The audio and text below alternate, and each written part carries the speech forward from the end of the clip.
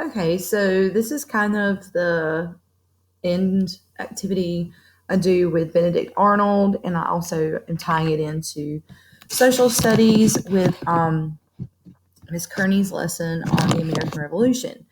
Um, we're going to call this activity the Inexcusable Acts.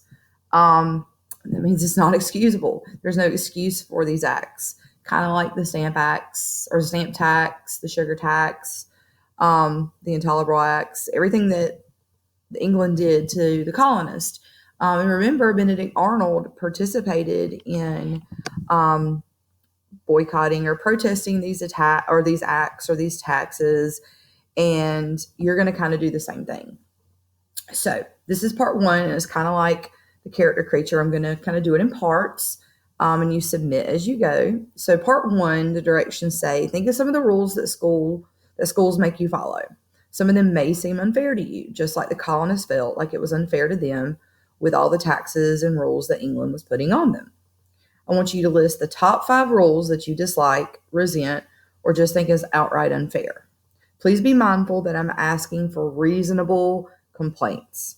So make sure your complaints have a basis for your argument, or you will not be able to continue to part 2 without that. So what I mean, reasonable complaints. The school calendar is 180 days. That's a legal binding law. There's nothing you're going to be able to do about it.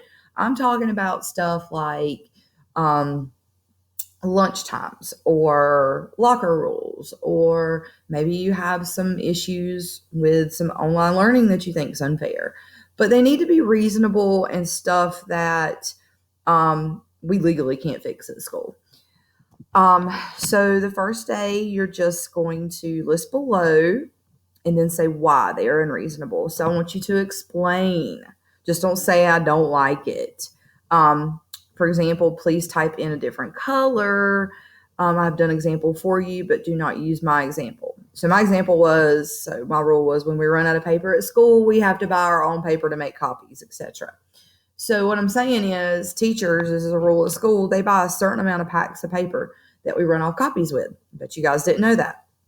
And once we've reached that limit and there's no more paper, we have to buy our own if we want to make copies.